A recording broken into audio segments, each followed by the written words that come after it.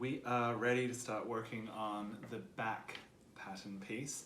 Now, depending on which direction you started with for the front, so if you laid your fabric down and the selvage was over on the right hand side of your table, then this time I want you to lay it down so the selvage is over on the left hand side of your table, or vice versa. So you're going now with the opposite to what you did for the first pattern piece. So we have the selvage running across the table on my left hand side this time because I'm doing the opposite to what I did for the front. And again, I'm going to draw in my center back line. And this line, if you remember, is 1 inch in from the edge of the fabric.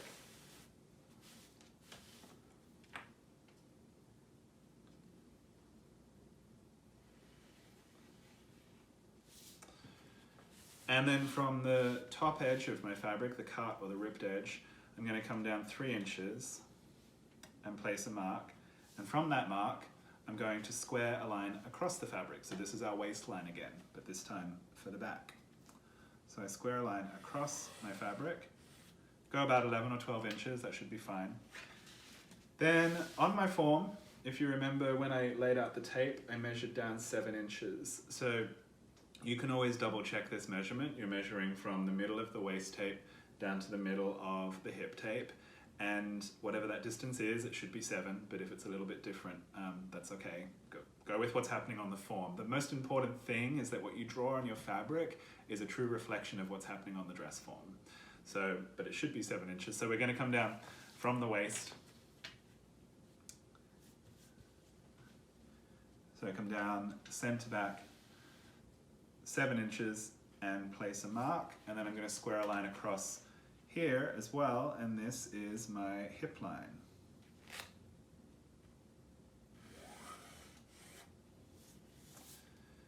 Now, just like we did on the front, we're going to measure from the center back along the hip to the side seam.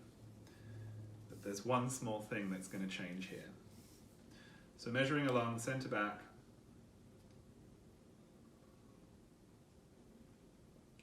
to the side seam, and then once we have that measurement, we're going to add 1/2 inch to it. So along the back we want to have some ease, so there's a little bit of room in the seat. So whatever the measurement is that you've just taken on your form, add 1/2 inch to it, and then that total is what you're going to mark out along your hip line, just like we did on the front. So an extra 1/2 inch. So this is like ease that we're adding in, but this is permanent. It's going to be a permanent mark on the fabric. So from that side seam mark that I've just created, I'm now going to square a line up all the way to the waist. So starting a little bit below the hip line and go all the way up to a little bit beyond the waistline. And then quiz time, you'll remember what we do next. We have to mark in the side seam. I heard all of you say it. We have to mark in the side seam at the waist. So we come back in 3/4 inch. So we're going back towards the center back line, 3/4 inch. And we mark in for that. So I'll just quickly mark up with some words.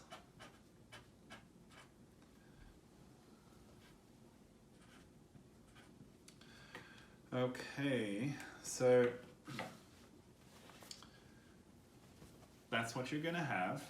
So you can see I've got my waist, my hip, I've got my side seam down at the hip level, then I've got my side seam up at the waist level. And with that, we're ready to start draping the back pattern piece.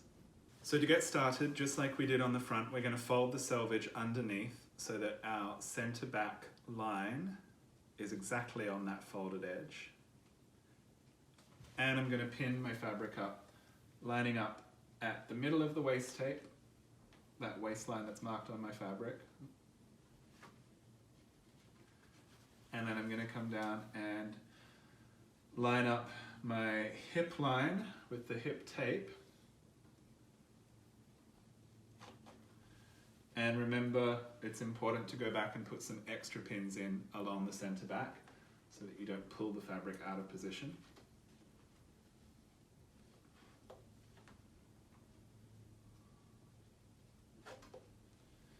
Now, lining up the side seam at the hip level is going to be a little bit different to how it looked on the front, because remember, we've just added in 1/2 inch of ease. So on the front when we did this, everything was nice and fitted and sitting flat to the form. Now, on the back when we do this, it's going to be a little bit loose because we've added in the ease. So what I want you to make sure of, this is the important thing here, is that that side seam and that hip line, where they intersect, that point right there, has to line up to where the side seam on the dress form and the hip tape intersect. So that point right there, okay? So pay close attention to this. You want to make sure that you're getting it lined up as accurately as possible. And then we put a pin in place. So you can see here I've got that little bit of looseness in my fabric. I want to have that. That's important. I don't want to lose the ease that I've added in. And then from that, we smooth up towards the waistline, remembering that this time the line that we've come in 3/4 of an inch and marked, that line is going to line up to the side seam of the dress form at the waist level. So just smoothing the fabric up gently and guiding it as I go. And then I put a pin in at the waist. So again, I don't want you to worry too much if your waistline is dropping slightly now or not. It's not going to make a huge difference for this basic pattern for right now. We can strive for perfection, but we don't have to be perfect. Okay, so you can see I've gone and put some extra pins in running along that side seam. So the next thing to do is going to be to build in the darts. Before we start to build in the darts, we're going to take a pinch of ease again, and we're going to do this at the waist level. So coming in a little bit from the side seam, I'm going to pinch my fabric, and then I'll take a pin, and remember, from the folded edge of the pinch, you're going to come in 1/8 of an inch, and then you're going to pin through both layers of the fabric here, so pinning through the pinch, and then that will be your pinch of ease taken care of. Now on the back, we've actually got quite a bit more excess fabric than what we had on the front. Now you can do two things here. You can just do a single dart, so exactly what we did on the front, and there's something that I'm going to point out about the point of the dart that's quite important, so I'll get to that in a minute. Or you could do a double dart. Either way, it's going to fit the same. I wouldn't say that there's an advantage one way or the other, whether you do the single dart or the double dart. I like the double dart. I think it gives a nice shape. I think it makes it just a little bit more advanced. But if you're not feeling like you're there yet, then you can just go ahead and pinch out all of the excess fabric that's left, and you'll be doing this at the princess seam. And then as you come down, what I want you to make sure you don't do is don't keep pinning all the way beyond the hip line. What you're going to do is you're going to start a point just above the hip line. Your dart should not go beyond the hip line. So you would start a point just above the hip line, and then you would pin out the rest of that dart, and that would be your single dart taken care of. Then all you have left to do is to mark in the drape. But I'm going to go through the process now of a double dart. For a double dart, what we want to do first is establish how much excess fabric we're working with. Then we're going to divide that into the two darts. So I start by pinching out all of the excess fabric. And honestly, it doesn't matter where you're doing this. I'm doing it in line with the princess seam. That's just my habit. But we're not pinning anything just yet. We're just getting a measurement. So I am going to take a pin, and I'm going to put a pin in on one side of that excess. So it's like I'm pinning the dart, but I'm not pinning through all of the layers, and I'm not pinning to the form. You'll see in a minute.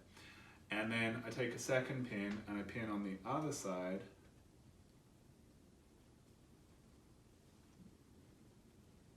So now what I've got is two pins, and this is showing me this is how much fabric is going to be consumed between the two darts when it's all done.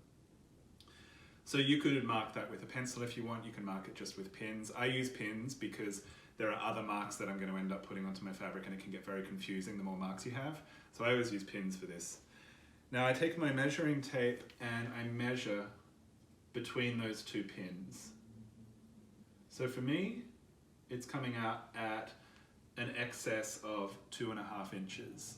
You might get something different. I don't want you to be fixated on that. If you don't have 2.5 inches, don't worry, but it should be around about that much.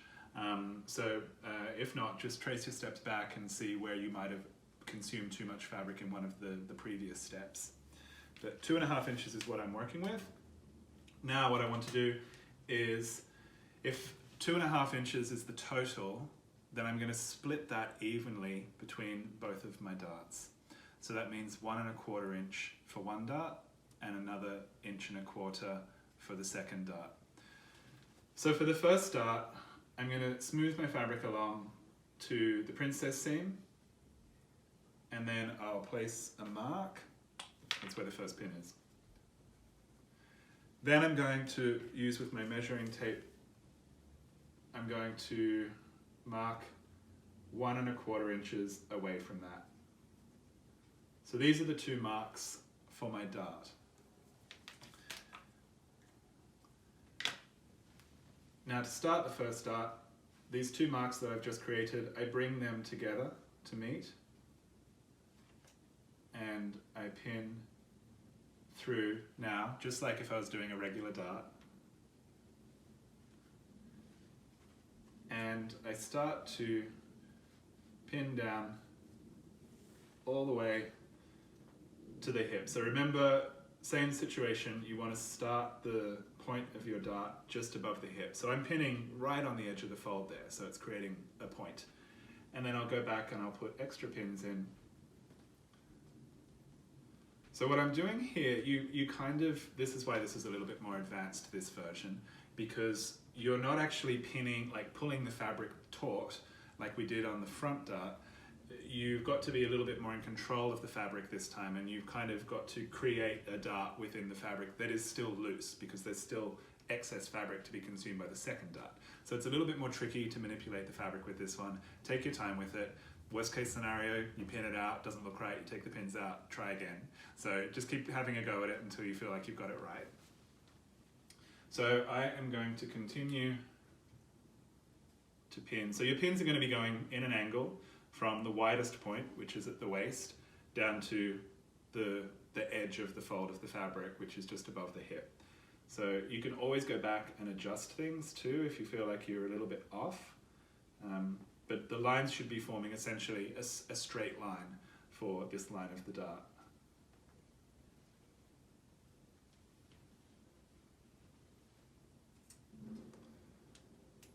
Okay, so I've got all of that pinned out, so that's great.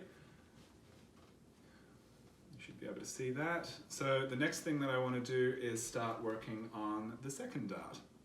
So to do this, where my first dart is, I'm going to come along the waistline again and to 1.25 inches, so that effectively is where my other pin is. A little bit beyond actually, a little bit beyond. So I put a mark, and that's going to be the first mark for my next dart.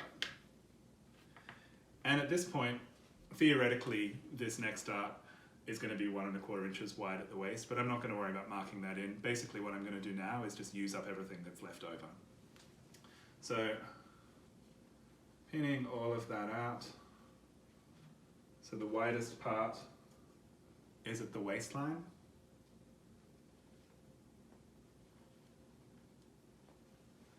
And then I just work my way down. Now this dart is sometimes going to form a little bit shorter than the first dart. The point is probably going to be a little bit higher above the hip line.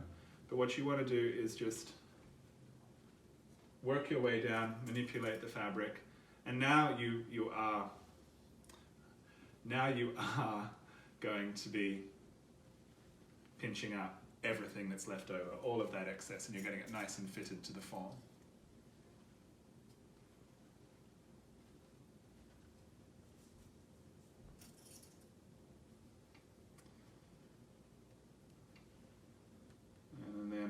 is forming a little bit above. So I've still got that looseness. I didn't get rid of the ease along the hip. That's important. So you want to make sure that you've still got that looseness along the hip. When this gets transferred onto paper and becomes a final pattern, that will all do the job that it's supposed to do. The next thing is to mark in the drape. So let's go ahead and do it. Marking in the drape on the back of your skirt pattern is the same as marking it on the front. So we're going to start at the center back waist.